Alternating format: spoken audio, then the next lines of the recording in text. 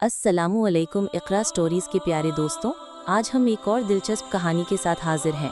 लेकिन कहानी शुरू करने से पहले एक छोटी सी गुजारिश है, अगर आप हमारे चैनल पर नए हैं तो ज़रूर सब्सक्राइब करें, शुक्रिया।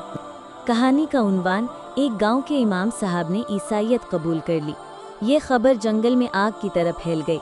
इस गांव के दीगर गुलमा और इस्लामी शख्सियत इमाम साहब से मिलने उनके घर गए कि असल वजह मालूम की जा सके।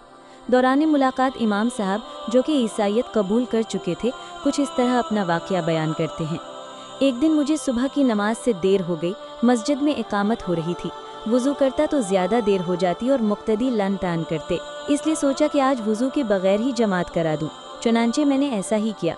दिल में खौफ खुदा बहुत आया और मैं किसी अजाब का इंतज़ार करने लगा, मगर अल्लाह ने मुझे मोहलत दे दी और कोई अजाब ना आया। इस तरह मैंने कई मरतबा किया, लेकिन कोई अजाब ना आया। अब तो देर तक सोने की आदत बन चुकी थी और बग़ैर वुज़ू जमात करवाना मेरा मामूल बन चुका था, जबकि अल्लाह की तरफ से कोई भी अजाब ना आया। मेरी बीवी की तरफ से भी कोई तनकीद, नाराज़गी या इस्लाह न की गई।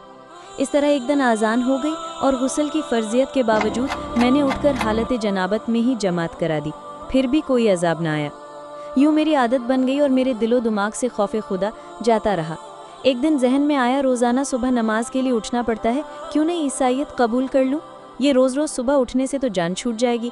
यूँ मैंने ईसाईयत कबूल कर ली, मगर कोई अजाब ना आया। मैं खामख्वाही अल्लाह के अजाब से डरता रहा और लोगों को डराता रहा। गांव के लोग सुनकर बावाज़े बुलंद अल्लाहु अकबर कहने लगे और इस्तगफार करने लगे।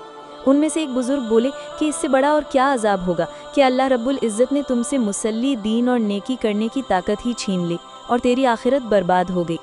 दोस्तों, अल्लाह के अजाब पत्थरों की बारिश, जलजला, आंधी, कहत साली के अलावा और भी बहुत से हैं जो हम खुशी से बर्दाश्त कर रहे होते हैं।